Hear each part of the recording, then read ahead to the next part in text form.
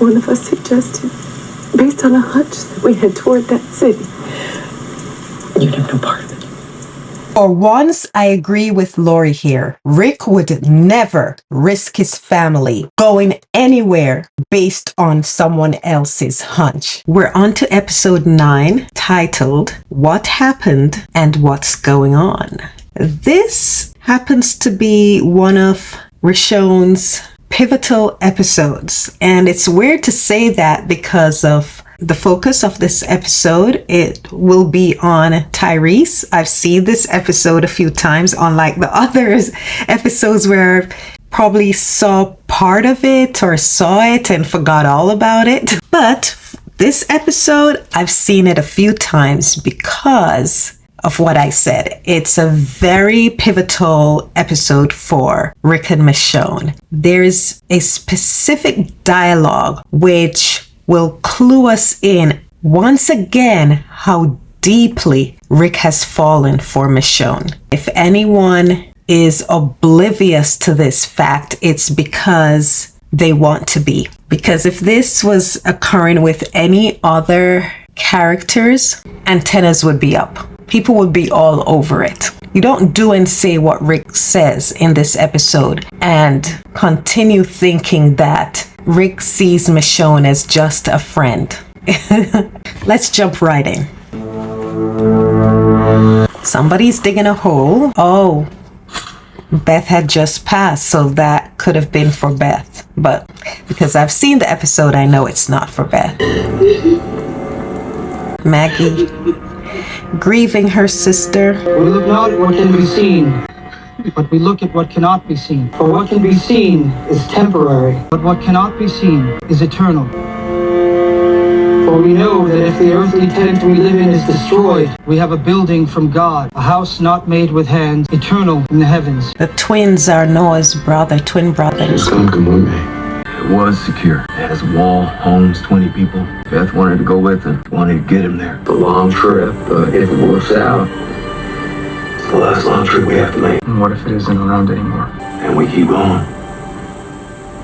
Then we find a new place. Michonne says, then we find a new place. She's determined to get them settled somewhere. Noah said outside Richmond, Virginia. So at least we have an idea now where they are. Because I wasn't keeping track. So they're outside Richmond, Virginia. Well, headed there. 221 South Carolina. Another marker. Judith. There's a lot of bullet holes. I didn't remember that, seeing that. Lizzie and Mika. It's better now. And there goes the blood. At the time, I was like, whose blood is that? When I first saw this episode, I don't think I realized that Noah's neighborhood was attacked by people. But seeing it now, I thought it was just overrun by walkers. But seeing the bullet holes in the car, it wasn't walkers.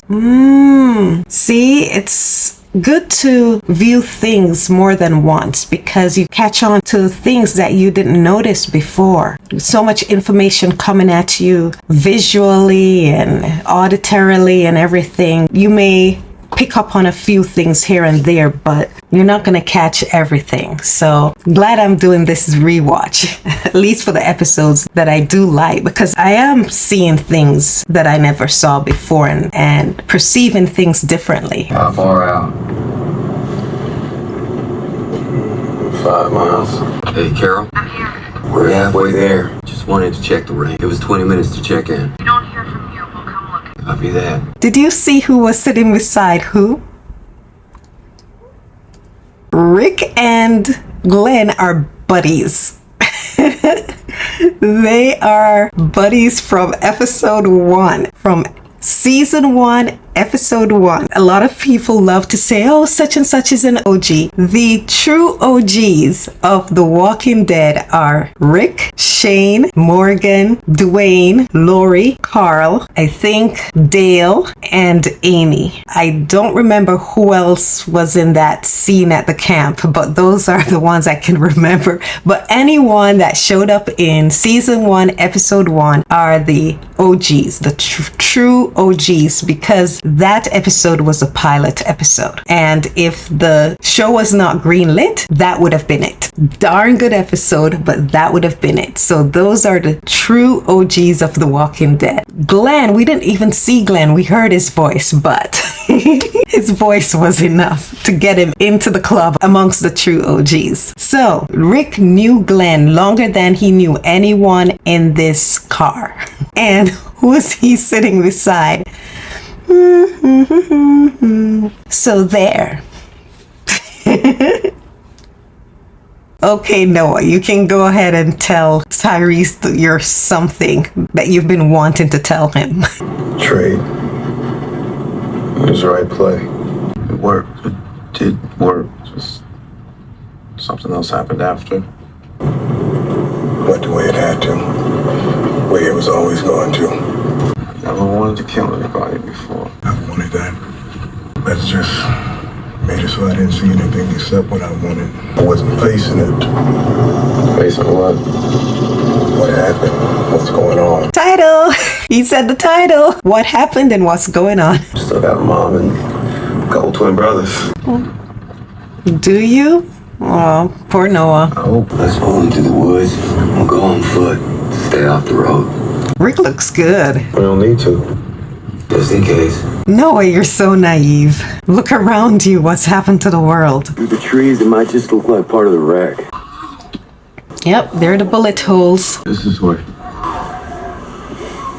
I'm surprised Rick isn't examining it. He just looked at the walker, but maybe he spotted it and just didn't want to say anything because he doesn't want to destroy Noah's hope, even though he suspects they're gone. I think Rick is just doing reconnaissance to see if this is a place they can stop, have the group come and stay for a while, as long as they're able to, because nowhere stays safe for long. And not totally because of walkers, because of the people, unfortunately. Look at that skeleton.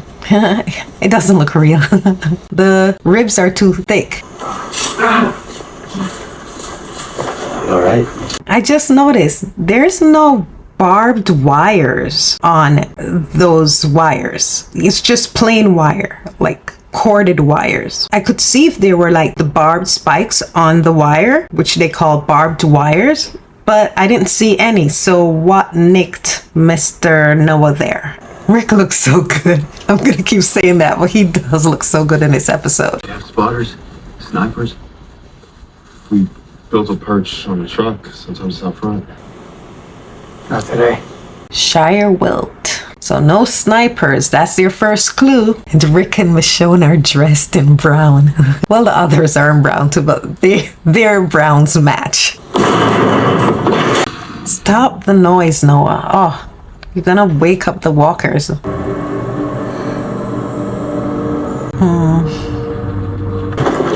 Noah. Yeah. Pull up. There, that house is burnt down. He really believed they were still alive. Wolves, not fair. Ah, so it was the wolves that decimated this town. Look at that. Just burnt out the homes. See if there's anything we can use and head back. Then what? They see us. Then what?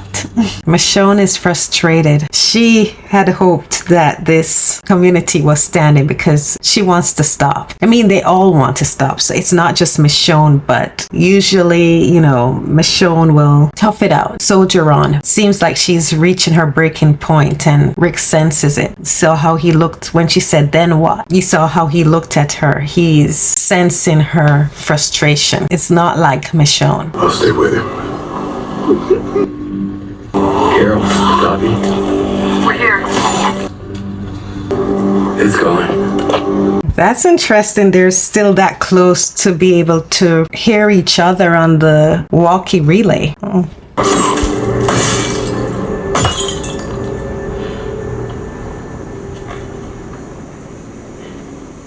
Clean shirt. Figure it out. We will. There's some garbage bags in the garage. Did you see that?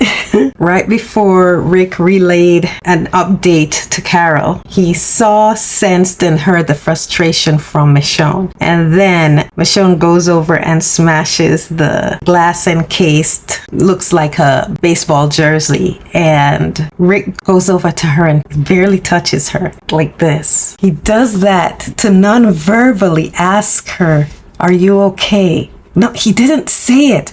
But that's what he's asking her. Are you okay? That's why she said clean shirt. She's letting him know she's not just smashing it for smashing's sake. Yes, she's taking out her frustration on the glass case, but she's letting him know I purposefully smashed this to get the shirt. It's a clean shirt. You see, one, he's watching Michonne. Two, he's concerned about Michonne. He's thinking about her. He's watching her. He's attuned to her feelings. So that's one very vivid and noticeable thing. But another thing is the gentle touch, because it shows how cautious he is around her, how tentative. It was very tentative. It calls back to two things. One, when she threatened him and said, "Don't you ever touch me again." I don't think I've seen Rick touch her since that pronunciation when they first met. Don't you ever touch me again. Better start talking.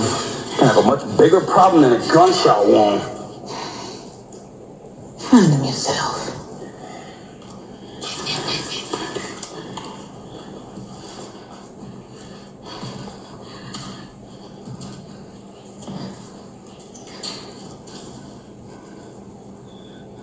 He has not touched her. He's been around her, been close to her, but he's tentative in that sense, and he's respecting her wishes. He did hand Judith over to her, so there was some touch there, but not a deliberate one-on-one touch. At least I can't remember. If you guys remember a deliberate touch from Rick to Michonne, hand to skin, not passing something or whatever, bring it to her attention, please. I'm curious to go back and look at it, because this touch was so tentative yet deliberate that it was noticeable. So that's one thing.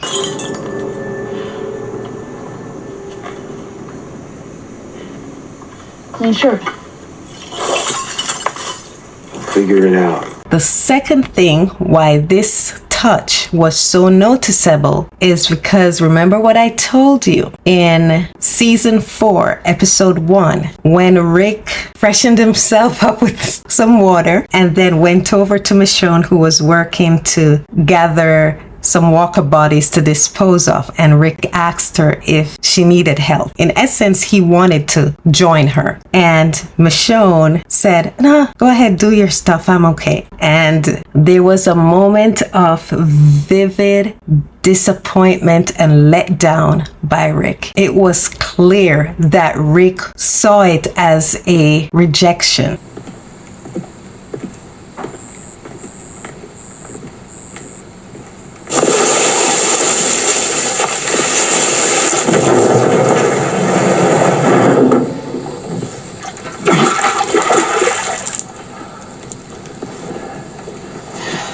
Need some help with that? No. Do your thing.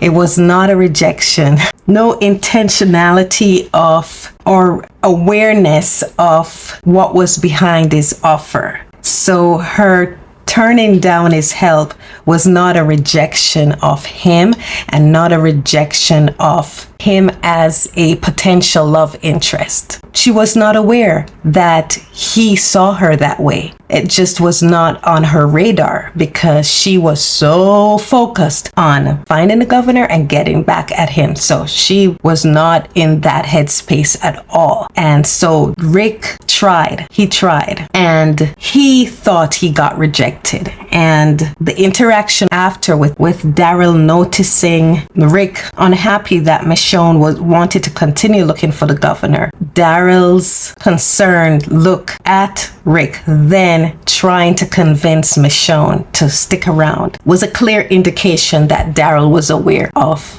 Rick's feelings for Michonne. I wish we had gotten a discussion between the two men, but alas, we didn't. Such luxuries, unfortunately, were only afforded other female characters in the show. They had no problem being unsubtle with those other ladies' romances or overtures of romance from their pursuers. But for Michonne, we had to make do with hints and unspoken and nonverbal cues. But this episode reinforced what was already shown in season 4, episode 1, that Rick had fallen for Michonne. When he put out that tentative overture to see if she wouldn't mind spending time with him, and he mistook her response and thought he was shot down. After that, Rick kept it professional.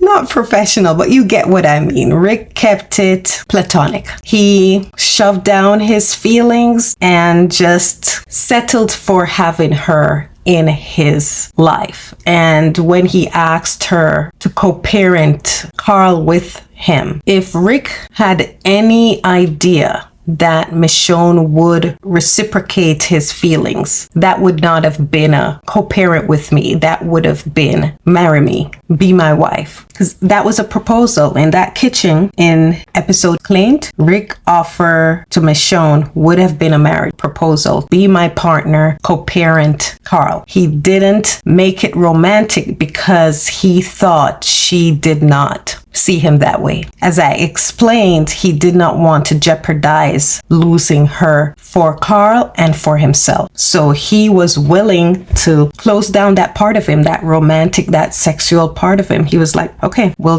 live as a family, because he did not want to risk having Michonne wanting to remove herself from him and from the family they've created. So he's very careful around her. He's very tentative. If you know you have feelings, very strong feelings about someone, you know the feelings are not reciprocated and you don't want the person to feel awkward around you, you're going to be very careful around that person. And that's what we see with Rick. He wants to comfort her, but he has to be careful around her because he might end up revealing how he really feels about her. And he cannot risk that because he does not want her to be skittish or to want to not be around him. That's what the tentativeness is about. Love these small nuggets we're getting from Rick and Michonne in this episode. That's why I told you it's one of my favorite scenes with Rick and Michonne. Figure it out. We will. There's some garbage bags in the garage. And there he reassures her verbally, we'll figure it out. And she's like, yeah, we will. But it doesn't seem like she believes it. But he's trying to reassure her, like, don't worry, Michonne. This will work out somehow. We'll figure it out. He's trying to comfort her. He doesn't like seeing her like this.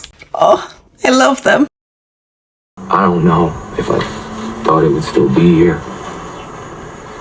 But Beth wanted to get him here. This was for her. And it could have been for us too. There. Told you. Rick, he said the reason that he decided to come here is for Beth, because Beth wanted to get Noah, but it was for the group. He wanted to see if this is a place that, if the place was intact, if it's something that they could settle down for a while, at least. Because they're on the road right now without a home. And it could have been for us too. Oh, no head.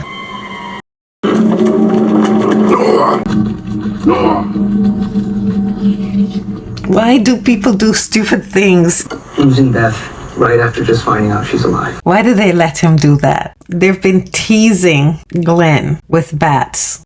So not cool. Imagine trolling your own character. And I would have shot that woman dead. Right or wrong. We need to stop.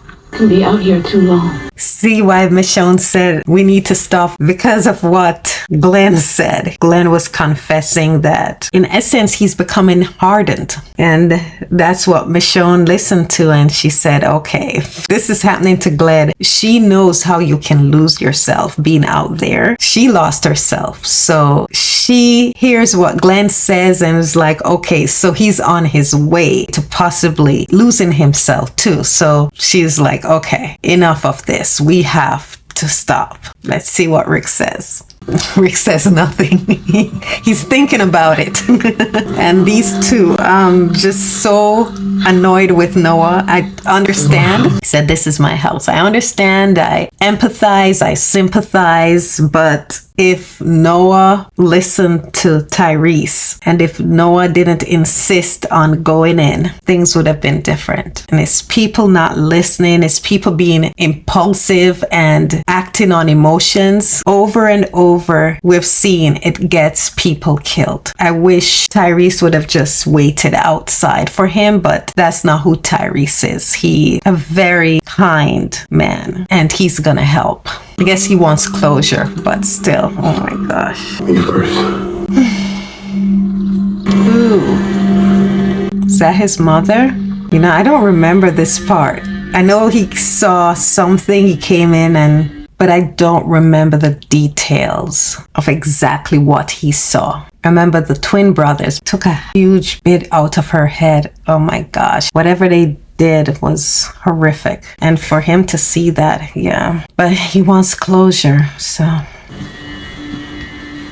I wish Tyrese had just stayed with Noah out there. It's just...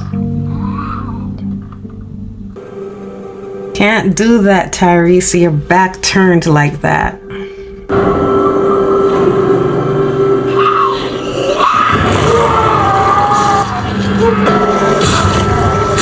Okay, just hold on. I'll get them. I'll get them. Just like that.